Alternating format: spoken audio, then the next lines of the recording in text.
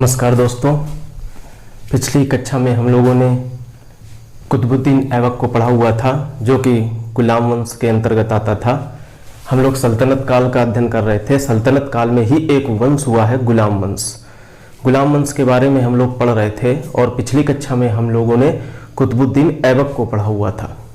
कुतुबुद्दीन ऐबक कौन था? कुतुबुद्दीन ऐबक जो था वो मोहम्मद गोरी का गुलाम था।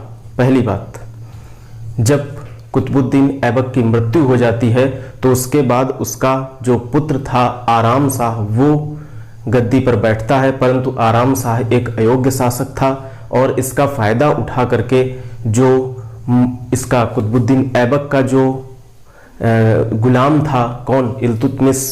उस इल्तुतमिश ने हत्या कर दी थी किसकी? आराम शाह की, और स्वयं जो है गद्दी पर बैठ गया था। इस प्रकार से देखिए, अब इल्तुतमिश गद्दी पर बैठ चुका है और शासन कार्य कर रहा है। तो अब इल्तुतमिश के बारे में थोड़ा सा जानेंगे। देखिए, इल्तुतमिश का पूरा नाम शमसुद्दीन इल्तुतमिश।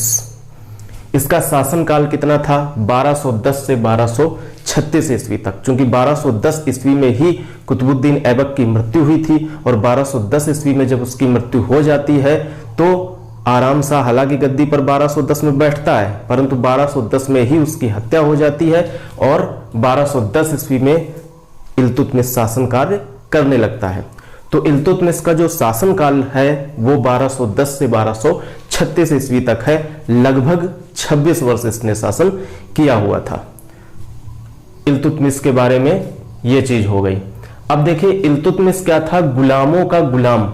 अगर प्रश्न आपसे पूछा जाए कि गुलामों का गुलाम किसे कहा जाता है, तो गुलामों का जो गुलाम है वो इल्तुतमिश को कहा जाता है।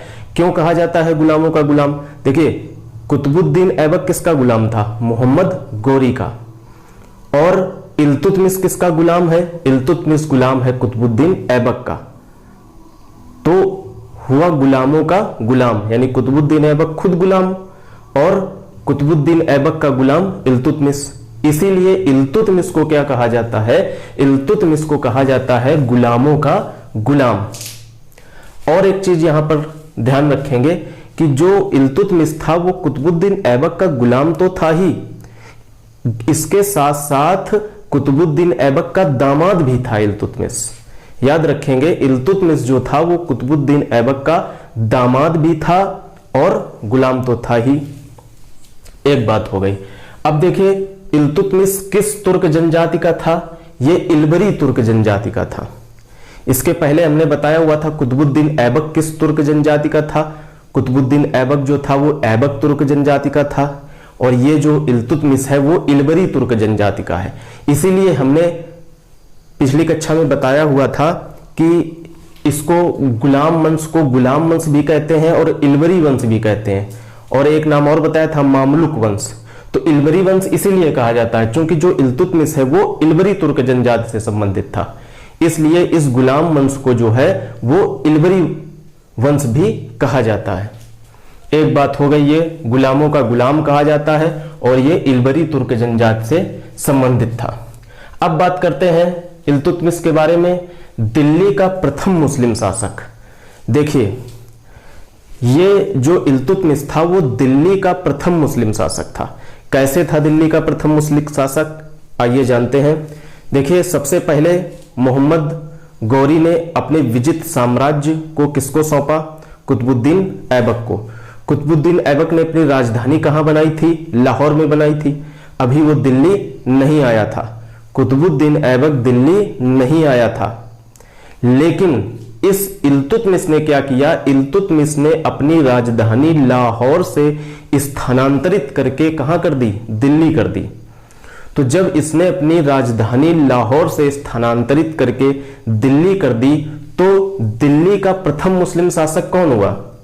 दिल्ली का प्रथम मुस्लिम शासक कौन हुआ? इल्तुतमिश हुआ ना। तो दिल्ली का प्रथम मुस्लिम शासक अगर पूछा जाता है तो वो इल्तुतमिश ही है। भारत पर राज्य करने वाला प्रथम मुस्लिम शासक अगर बात की जाए तो कुतुबुद्दीन ऐबक जरूर है, क्योंकि वो लाहौर की गद्दी पर बैठा था, लाहौर को इसने अपनी राजधानी बनाया हुआ था। लेकिन स्पेशल अगर कहता है दिल्ली का प्रथम मुस्लिम शासक कौन है, तो दिल्ली का प्रथम मुस्लिम शासक इल्तुतमिश ही है, चूंकि इसने अपनी राजधानी लाहौर से स्थानांतरित करके दिल्ली कर दी थी। अब दिल्ली कर दी थी, क्यों कर दी थी, इसको भी आगे पढ़ेंगे थोड़ा सा। इसके बारे में एक तथ्य और जानते हैं कि अगर आपसे पूछा जाए कि सल्तनत काल का वास्तविक संस्थापक कौन है, तो देखिए एक इतिहासकार हुए हैं ईश्वरी प्रसाद। ईश्वरी प्रसाद एक इतिहासकार हुए हैं। उनके अनुसार, उनके अकॉर्डिंग जो सल्तनत काल का संस्थापक है वो कुतुबुद्दीन ऐबक जरूर था, क्योंकि कुतुबुद्दीन ऐबक ने ही सल्तनत काल की स्थापना की थी, गुलाम वंश की स्थापना की थी। चूंकि मोहम्मद गौरी उसको विजित साम्राज्य सौंप गया था और लाहौर की गद्दी पर बैठ गया था। कब बैठा था? 1206 ईस्वी में। लेकिन वास्तव में अगर देखा जाए तो कुतुबुद्दीन ऐबक लाहौर की गद्दी पर बैठ जरूर गया था 1206 ईस्वी से 1210 ईस्वी तक 4 वर्ष, लेकिन वो अपने साम्राज्य का बहुत अधिक विस्तार नहीं कर पाया था। जब 1210 ईस्वी में कुतुबुद्दीन ऐबक की मृत्यु हो गई और इल्तुतमिश गद्दी पर बैठ गया और इसने अपनी राजधानी दिल्ली बना ली, इसके बाद साम्राज्य का इसका विस्तार हुआ। तो इसी आधार पर इतिहासकार ईश्वरी प्रसाद ने यह कहा है कि दिल्ली का वास्तविक संस्थापक इल्तुतमिश ही है, परंतु संस्थापक के रूप में अगर देखा जाए तो कुतुबुद्दीन ऐबक का नाम लिया जाता है। तो इस फैक्ट को याद रखेंगे कि दिल्ली सल्तनत का संस्थापक कुतुबुद्दीन ऐबक है, परंतु वास्तविक संस्थापक के रूप में अगर देखा जाए तो इल्तुतमिश का नाम लिया जाता है। यह फैक्ट हो गया। अब देखिए एक फैक्ट और, जब कुतुबुद्दीन ऐबक की मृत्यु हुई थी उस समय यानी 1210 ईस्वी में, 1210 ईस्वी में जब कुतुबुद्दीन ऐबक की मृत्यु हुई थी, तब इल्तुतमिश क्या कर रहा था, क्या जिम्मेदारी थी इसके ऊपर, यानी कुतुबुद्दीन ऐबक ने क्या जिम्मेदारी इसको सौंपी हुई थी। ये जो था बदायूं का सूबेदार था। बदायूं का सूबेदार कह लें या बदायूं का गवर्नर कह लें, एक ही बात है। तो बदायूं का सूबेदार था इल्तुतमिश शासक बनने से पूर्व। यह फैक्ट पूछा जाता है कि इल्तुतमिश शासक बनने से पूर्व या कुतुबुद्दीन ऐबक की मृत्यु के समय कहां का सूबेदार था, तो बदायूं का सूबेदार था या गवर्नर था। अब देखिए एक ये स्टोरी देखते हैं थोड़ा सा। दो कैरेक्टर याद रखेंगे, एक कैरेक्टर है यल्दौज और एक कैरेक्टर है ख्वारिज्म शाह। ये दो कैरेक्टर हैं, तो अब इनके बारे में थोड़ा सा जानते हैं। देखिए यल्दौज कौन था? यल्दौज कौन था? यल्दौज भी मोहम्मद गौरी का एक दास था। जैसे कुतुबुद्दीन ऐबक दास था, वैसे ही यल्दौज जो था वो भी मोहम्मद गौरी का एक दास था। तो यल्दौज क्या था? यल्दौज उस समय गजनी पर अधिकार था। यल्दौज का गजनी पर अधिकार था। चूंकि मोहम्मद गौरी की मृत्यु हो गई थी, तो मोहम्मद गौरी की मृत्यु के बाद गजनी का साम्राज्य कौन देख रहा था? गजनी का साम्राज्य देख रहा था यल्दौज। तो यल्दौज का गजनी साम्राज्य पर अधिकार था, यानी गजनी साम्राज्य का शासक कौन था? यल्दौज था उस समय। अब बात करते हैं ख्वारिज्म शाह की। ख्वारिज्म शाह ने क्या किया? ख्वारिज्म शाह ने यल्दौज को पराजित कर दिया। यानी कि गजनी का जो शासक था यल्दौज, इसको पराजित कर दिया। किसने? ख्वारिज्म शाह ने। एक युद्ध हुआ, उस युद्ध में ख्वारिज्म शाह ने यल्दौज को पराजित कर दिया। अब जब यल्दौज को पराजित कर दिया तो गजनी पर अब अधिकार किसका हो गया? गजनी पर अधिकार हो गया ख्वारिज्म शाह का। यल्दौज का जो दबदबा था गजनी साम्राज्य पर वो कम हो गया। अच्छा, अब यल्दौज का दबदबा गजनी साम्राज्य पर तो था ही था, इसके अलावा वो हस्तक्षेप कर रहा था कहां पर? भारत की राजनीति पर। चूंकि भारत में किसका शासन था? कुतुबुद्दीन ऐबक का। इल्तुतमिश के पहले कुतुबुद्दीन ऐबक का शासन था। तो कुतुबुद्दीन ऐबक की राजनीति पर भी यल्दौज का हस्तक्षेप था। चूंकि यल्दौज गजनी पर राज्य कर रहा था, इसलिए इसका हस्तक्षेप था भारत की राजनीति पर, कुतुबुद्दीन ऐबक पर। इसीलिए क्या हुआ था, कुतुबुद्दीन ऐबक जब शासन कर रहा था तो उसने अपनी राजधानी लाहौर ही रखी, दिल्ली नहीं गया। क्यों? क्योंकि यलदौज नहीं चाहता था कि वो दिल्ली जाए, यानी यलदौज का उसको भय था। तो यलदौज के भय के कारण कुतुबुद्दीन ऐबक कभी भी दिल्ली नहीं गया, यानी उसने अपनी राजधानी दिल्ली नहीं बनाई। अपनी राजधानी कहां पर रखी? लाहौर में ही रखी।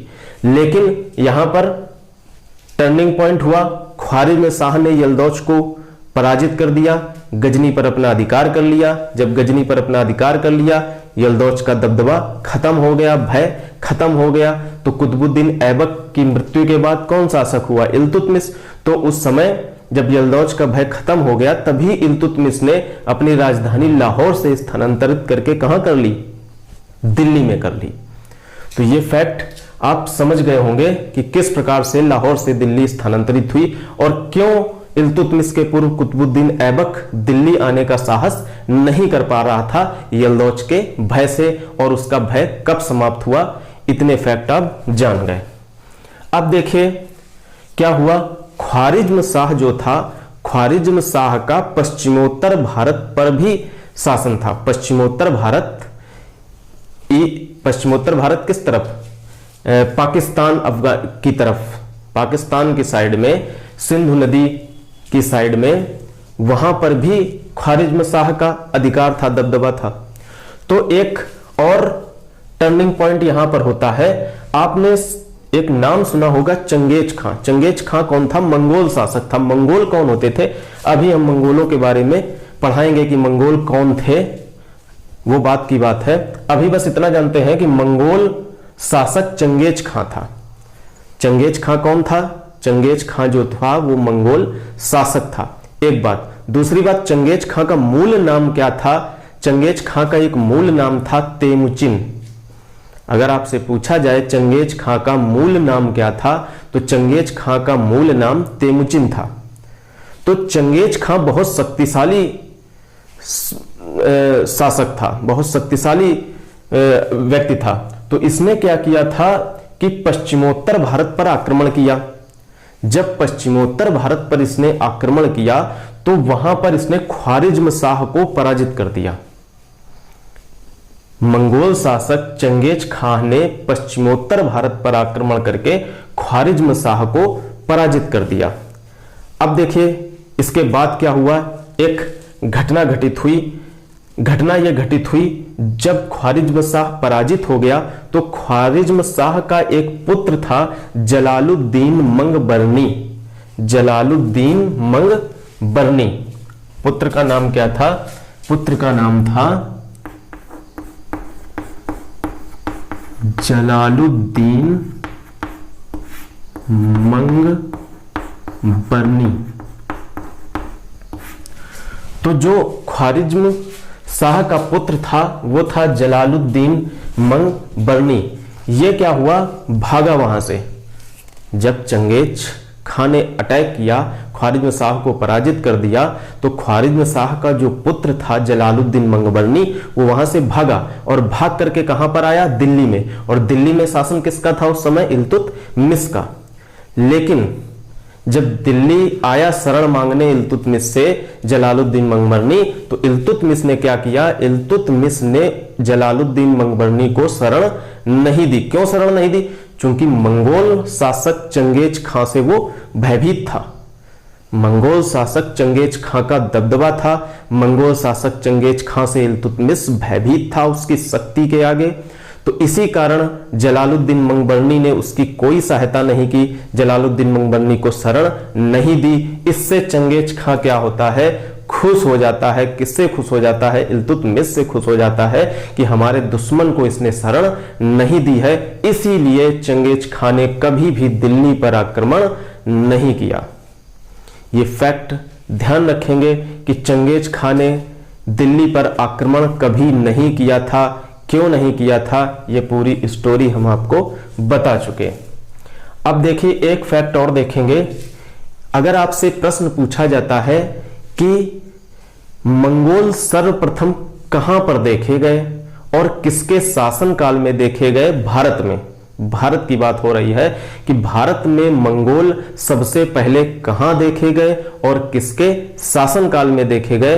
तो सबसे पहले मंगोल भारत में सिंधु नदी के तट पर देखे गए और किसके शासनकाल में देखे गए, इल्तुतमिश के शासनकाल में देखे गए। ये प्रश्न भी एग्जाम में पूछा गया है कि सर्वप्रथम मंगोल किसके शासनकाल में और कहां देखे गए। तो इल्तुतमिश के शासनकाल में सिंधु तट पर देखे गए। ये बात हो गई इल्तुतमिश के बारे में। इल्तुतमिश के बारे में और भी फैक्ट पढ़ेंगे। इसके पहले हम मंगोलों को जानते हैं कि आखिरकार मंगोल थे कौन। तो थोड़ा सा सूक्ष्म परिचय मंगोल के बारे में जानते हैं। देखिए मंगोलों का निवास स्थान कहां था। सबसे पहले मंगोलों के निवास स्थान के बारे में जानते हैं। देखिए मंगोलों का निवास कहां था, चीन के उत्तर में गोबी के रेगिस्तान में।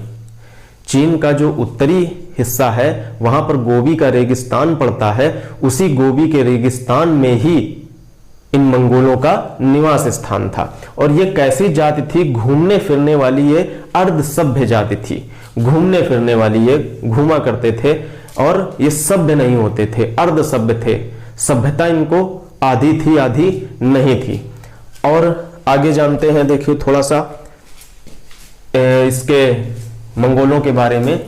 मंगोलों का देखिए मुख्य व्यवसाय क्या हुआ करता था। मंगोलों का मुख्य व्यवसाय था घोड़ों तथा पशुओं का पालन। घोड़ों और पशुओं आदि का पालन किया करते थे, उन्हीं को चराया करते थे घूमते फिरते। ये एक अर्ध सभ्य जनजाति थी। और क्या था, ये बहुत गंदे रहते थे, ये साफ सुथरे नहीं रहते थे। मंगोल बहुत गंदे रहते थे, गंदे कपड़े पहनना और सारी गंदी हरकतें, सब बहुत असभ्य थे। ठीक है, अर्ध सभ्य थे, बहुत गंदे रहते थे। और क्या करते, कई तरह का मांस खाते थे। जो मांस मिल जाए सभी प्रकार के मांस का भक्षण करते थे। ये नहीं देखते थे काहे का मांस है, सब मांस जो है वो खाते थे। तो इस प्रकार से थोड़ा सा मंगोलों के बारे में हमने जाना। और मंगोल क्या होते थे, मंगोलों के कबीले हुआ करते थे। कोई एक कबीला नहीं होता था मंगोलों का, कई कबीले होते थे। कई कबीलों में बटा होता था कि मंगोलों का ये कबीला, ये दूसरा कबीला, ये तीसरा कबीला। उन्हीं कई कबीलों में एक कबीला था, उसी एक कबीले में जन्म हुआ था किसका, चंगेज खां का। चंगेज खां भी मंगोल था, तो उसी एक कबीले में चंगेज खां का जन्म हुआ था। चंगेज खां को चंगेज द ग्रेट भी कहा जाता है और चंगेज खां को श्रापित भी कहा जाता है। तो अगर आपसे प्रश्न पूछा जाए श्रापित किसे कहा जाता है और चंगेज खां अगर ऑप्शन में है तो चंगेज खां को ही श्रापित भी कहा जाता है। तो चंगेज द ग्रेट भी कहा जाता है उसको और श्रापित भी कहा जाता है। तो ये बातें हो गई। अब फिर इल्तुतमिश पर बैक चलते हैं। मंगोलों के बारे में बता चुके, अब इल्तुतमिश के बारे में फिर देखते हैं। देखिए 1234 और 35 ईस्वी की बात है। 1234 और 35 ईस्वी में इल्तुतमिश ने क्या किया, उज्जैन पर आक्रमण कर दिया। उज्जैन पर आक्रमण कर दिया। उज्जैन आज वर्तमान में मध्य प्रदेश में। तो उज्जैन पर आक्रमण कर दिया और उज्जैन का फेमस मंदिर इस समय है महाकाल का मंदिर। आप सभी लोग जानते होंगे, परिचित होंगे महाकाल के मंदिर से। भगवान शिव का महाकाल मंदिर बहुत फेमस मंदिर। उसी महाकाल मंदिर को इसने लूटा था। किसने, इल्तुतमिश ने 1234-35 में जब इसने उज्जैन पर आक्रमण किया था तो महाकाल मंदिर को लूटा था। यह फैक्ट भी याद रखेंगे। अगला फैक्ट एक याद रखेंगे कि बिहार में अपना प्रथम सूबेदार, प्रश्न पूछा जाता है कि इल्तुतमिश ने बिहार में अपना प्रथम सूबेदार किसको बनाया था। तो बिहार में अपना प्रथम सूबेदार इल्तुतमिश ने मलिक जानी को बनाया हुआ था। अगला फैक्ट देखिए, सबसे पहले इल्तुतमिश ने क्या किया था, सबसे पहली बार नियमित शुद्ध अरबी के सिक्के चलाए थे। अगर प्रश्न पूछा जाता है कि सबसे पहले नियमित शुद्ध अरबी के सिक्के किसने चलाए, तो सबसे पहले शुद्ध नियमित अरबी के सिक्के जो है वो इल्तुतमिश ने चलाए हुए थे। वो सिक्का कैसा होता था, वो सिक्का चांदी का टंका और तांबे का सिक्का, यानी तांबे के सिक्के को कहा जाता था जीतल, और जो चांदी होता था, चांदी का जो सिक्का होता था उसको कहा जाता था टंका। तो टंका और जीतल, और टंका और जीतल का अनुपात क्या होता था, 1:48, यानी चांदी और तांबे का जो अनुपात होता था वो होता था 1:48। तो चांदी की जो मात्रा होती थी उसको और तांबे की जो मात्रा होती थी उसका जो अनुपात था वो था 1:48। और चांदी की जो मात्रा होती थी या चांदी का जो सिक्का होता था उसको कहते थे टंका, और जो तांबे का सिक्का होता था उसको कहते थे जीतल। यानी टंके और जीतल का अनुपात क्या था? 1:48। तो इस तथ्य को भी याद रखेंगे। और सिक्कों के संबंध में एक चीज और ध्यान रखेंगे कि इसमें क्या किया था कि सबसे पहले इल्तुतमिश ने ही सिक्कों पर टकसाल का नाम लिखाने की परंपरा प्रारंभ की थी। यानी जिस टकसाल में सिक्के बनते थे उस टकसाल का नाम लिखाता था इल्तुतमिश अपने सिक्कों पर। तो अगर प्रश्न आता है कि सल्तनत काल का वो पहला शासक कौन था जिसने सबसे पहले सिक्कों पर टकसाल का नाम लिखाने की परंपरा प्रारंभ की थी, तो सिक्कों पर नाम लिखाने की परंपरा जो है वो इल्तुतमिश ने ही प्रारंभ की थी। और सिक्कों के संबंध में एक तथ्य और, इसने अपने नाम के भी सिक्के चलाए हुए थे, अपने नाम के इल्तुतमिश के नाम से सिक्के चलाए हुए थे। तो ये तथ्य हो गए सिक्के के बारे में। अब देखिए बगदाद के खलीफा द्वारा इसको सुल्तान की उपाधि मिली थी। बगदाद के खलीफा द्वारा इसको सुल्तान की उपाधि मिली थी। यानी कहने का मतलब यह है कि दिल्ली सल्तनत में अगर देखा जाए तो दिल्ली सल्तनत का यह पहला शासक है जिसको बगदाद के खलीफा द्वारा सुल्तान की उपाधि मिली है। सुल्तान की उपाधि हमने बताया था कि महमूद गजनवी को भी मिली थी बगदाद के खलीफा से, लेकिन महमूद गजनवी जो था वो गजनी वंश का प्रथम शासक था जिसको खलीफा के द्वारा सुल्तान की उपाधि दी गई थी।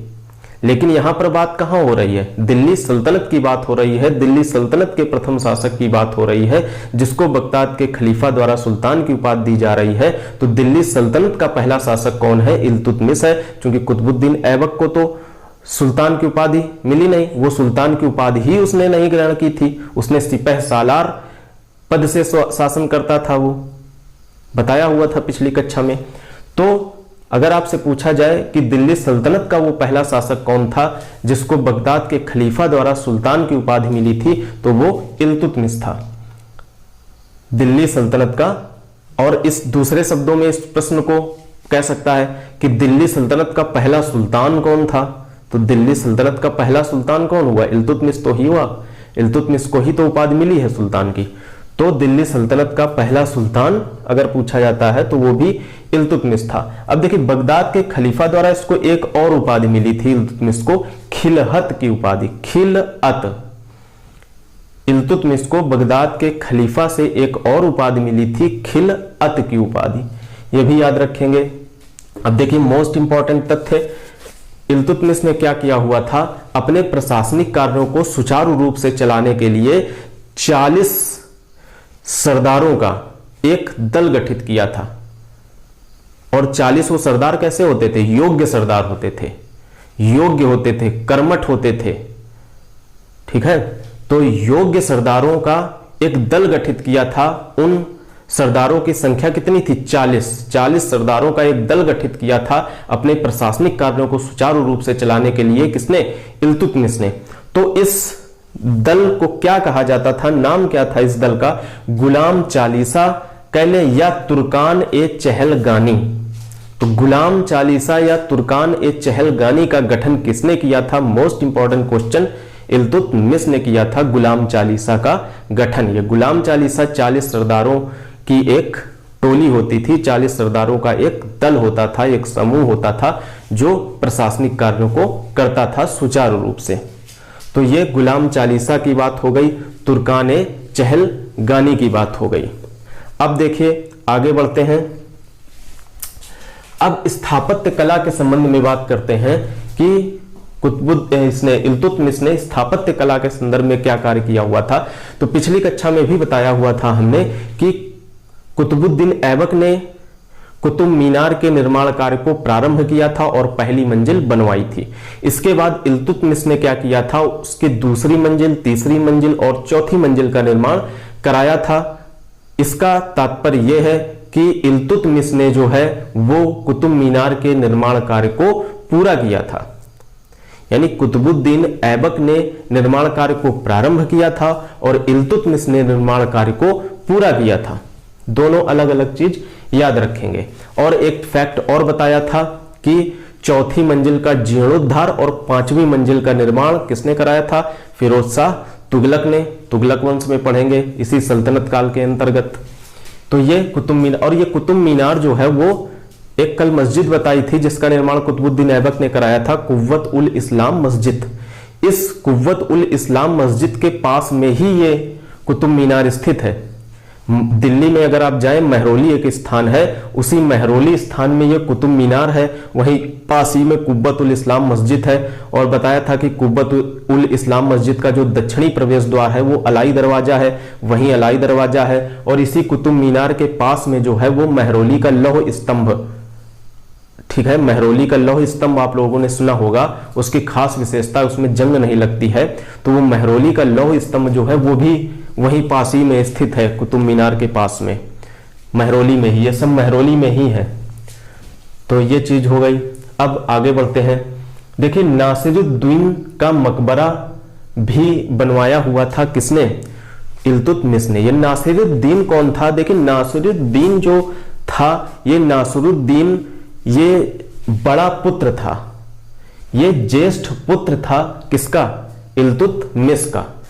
इल्तुतमिश के समय काल में ही इसकी मृत्यु हो गई थी। देखिए, इल्तुतमिश का समय काल कितना है? इल्तुतमिश का समय काल है 1210 से 1236 ईस्वी, लेकिन इसकी जो मृत्यु थी नासिरुद्दीन की वो 1229 में हो गई थी। तो 1229 ईस्वी में इसके ज्येष्ठ पुत्र नासिरुद्दीन की मृत्यु हो गई थी, इल्तुतमिश के ज्येष्ठ पुत्र की। उसी की याद में इसने नासिरुद्दीन का मकबरा बनवाया हुआ था। इसी नासिरुद्दीन के मकबरे को सुल्तानगढ़ी का मकबरा भी कहा जाता है। तो अगर आपसे प्रश्न करता है कि नासिरुद्दीन का मकबरा या सुल्तानगढ़ी का मकबरा किसने बनवाया था, तो इल्तुतमिश ने बनवाया था। ये ध्यान रखेंगे। अब देखिए, मकबरा शैली का जन्मदाता किसे माना जाता है? तो मकबरा शैली का जन्मदाता भी इल्तुतमिश को माना जाता है। एक चीज और याद रखेंगे कि ये जो नासिरुद्दीन का मकबरा है, ये तुर्कों द्वारा बनाया गया भारत में पहला मकबरा है। यानी अगर प्रश्न बनता है कि तुर्कों द्वारा भारत में बनाया गया पहला मकबरा कौन सा है, तो तुर्कों द्वारा भारत में बनाया गया पहला मकबरा यही है, सुल्तानगढ़ी का मकबरा या नासिरुद्दीन का मकबरा। ये फैक्ट और याद रखेंगे। इसी के अंतर्गत थोड़ा सा और याद रखेंगे, जैसे आपसे पूछा जाए हौज शमसी का निर्माण किसने किया, तो इल्तुतमिश ने किया था। शमसी ईदगाह का निर्माण किसने किया? इल्तुतमिश ने किया था। ज्यादा इसके बारे में नहीं जानेंगे, बस फैक्ट समझेंगे कि हौज शमसी और शमसी ईदगाह का निर्माण जो है वो इल्तुतमिश ने किया था। ये प्रश्न पूछा जाता है। अब देखिए, इक्ता प्रणाली की शुरुआत। इक्ता प्रणाली की शुरुआत की हुई थी, किसने की हुई थी? इल्तुतमिश ने। अब थोड़ा सा अगर बैक जाएं, पिछली कक्षा में जाएं, तो हमने इक्ता प्रणाली वहां पर थोड़ा सा फोकस किया था कि प्रथम इक्ता किसको प्रदान किया गया था। प्रथम इक्ता जो था वो इल्तुतमिश के पहले यानी कुतुबुद्दीन ऐबक को प्रदान किया गया था। किसने प्रदान किया था? मोहम्मद गोरी ने प्रदान किया था। लेकिन यहां पर यह प्रश्न नहीं है कि पहला इक्ता किसको प्रदान किया गया। यहां पर प्रश्न यह है कि इक्ता प्रणाली की शुरुआत किसने की। तो अगर इक्ता प्रणाली की शुरुआत किसने की यह प्रश्न आता है, तो इक्ता प्रणाली की शुरुआत जो है वो इल्तुतमिश ने की थी। अब थोड़ा सा जानते हैं इक्ता प्रणाली होती क्या थी। देखिए, इक्ता प्रणाली क्या थी? जैसे हम आपसे अपने प्रशासनिक कार्यों को कराना चाहते हैं, तो हम आपसे अगर प्रशासनिक कार्यों को कराना चाहते हैं तो हम आपको वेतन देंगे। जैसे गवर्नमेंट अगर अपने एम्प्लॉय से प्रशासनिक कार्य कराती है तो उनको क्या देती है? वेतन देती है। तो इक्ता प्रणाली में क्या व्यवस्था थी? इक्ता प्रणाली में वेतन नहीं दिया जाता था। वेतन के स्थान पर क्या करते थे? उसको भूमि दे देते थे। उसको क्या करते थे? भूमि दे देते थे वेतन के स्थान पर। इसी भूमि को क्या कहा जाता था? इसी भूमि को कहा जाता था इक्ता। यानी तनख्वाह के स्थान पर भूमि प्रदान करना क्या कहलाता था? इक्ता कहलाता था। और जिसको भूमि प्रदान की जाती थी वो क्या कहा जाता था? उसको क्या कहा जाता? उसको कहा जाता था इक्तेदार। यानी कि इक्तेदार उसको कहा जाता था जिसको वो भूमि प्रदान की जाती थी और उस भूमि को क्या कहा जाता था, यानी इस व्यवस्था को क्या कहा जाता था, इस व्यवस्था को इक्ता व्यवस्था कहा जाता था, इक्ता प्रणाली कहा जाता था। इस व्यवस्था में क्या करता था कि इस इक्ता प्रणाली में यह होता था कि जो इक्तेदार होता था वो अपने प्रशासनिक और सैनिक कार्यों को, जो इक्तेदार होता था वो अपने प्रशासनिक और सैनिक कार्यों को अपनी इक्ता में पूरा करता था। जो भूमि क्षेत्र उसको दिया गया है वहां पर जो भी प्रशासनिक कार्य हुए या जो भी सैनिक कार्य हुए उनको वो पूरा करता था।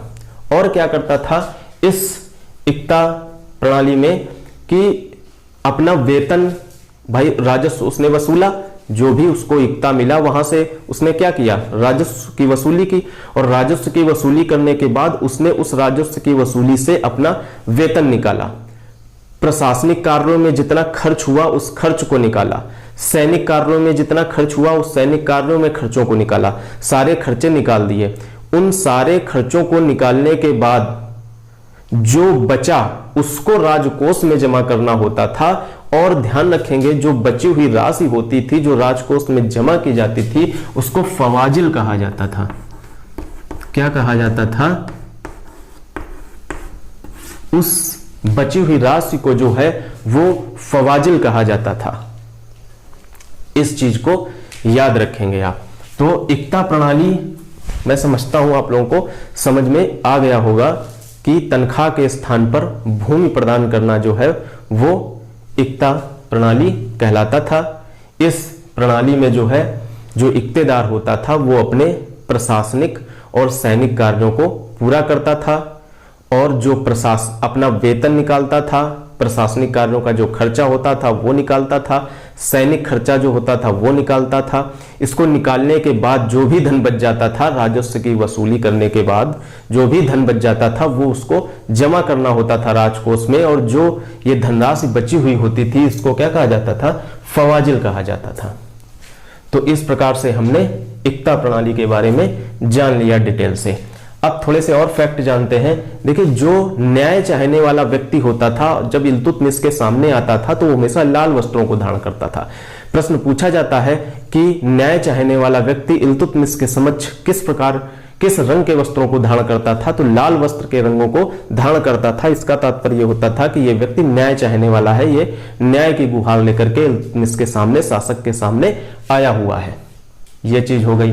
अब देखिए इसकी मृत्यु कब हो गई। इसकी मृत्यु जो है वो 1236 ईस्वी में हो गई इल्तुतमिश की। फिर इल्तुतमिश ने क्या किया कि जब इल्तुतमिश की मृत्यु हो गई तो इल्तुतमिश ने अपनी मृत्यु से पूर्व ही अपनी पुत्री रजिया को जो है वो उत्तराधिकारी नियुक्त कर दिया था। किसने?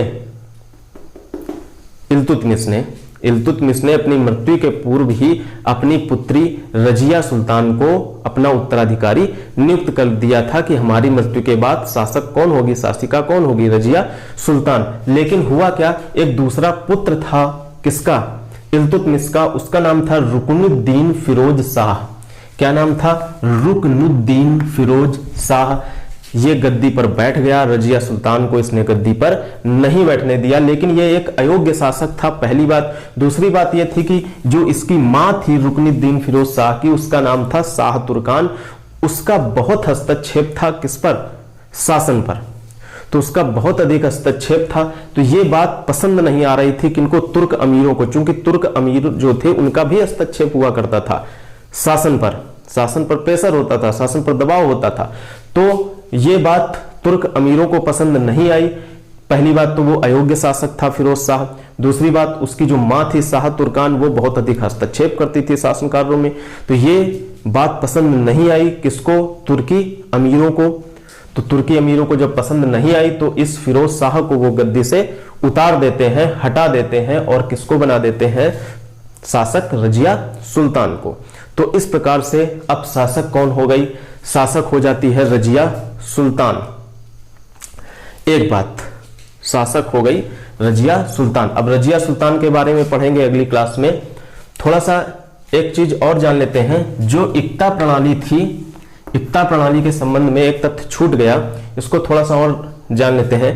देखिए, जो एकता प्रणाली में इक्तेदार होता था, जो इस प्रकार की व्यवस्था थी, ये पद क्या था? ये पद वंशानुगत नहीं था। पहले इल्तुतमिश ने जब ये एकता प्रणाली प्रारंभ की थी तो ये पद वंशानुगत नहीं था कि हम इक्तेदार है तो हमारा पुत्र भी इक्तेदार होगा, हम उसका पुत्र भी इक्तेदार होगा। इस प्रकार की कोई व्यवस्था नहीं थी इल्तुतमिश के शासनकाल में। लेकिन अब आगे आप जब पढ़ेंगे तुगलक वंश और फिरोज शाह तुगलक आएगा, तो इस फिरोज शाह तुगलक ने क्या किया था? इस इक्तेदारी वाली जो व्यवस्था थी इसको वंशानुगत कर दिया था, यानी मैं इक्तेदार, मेरा पुत्र इक्तेदार और फिर उनका पुत्र इक्तेदार। तो इस प्रकार से इस एकता प्रणाली को वंशानुगत किया हुआ था फिरोज शाह तुगलक ने, और इल्तुतमिश के शासनकाल में यह एकता प्रणाली वंशानुगत नहीं थी।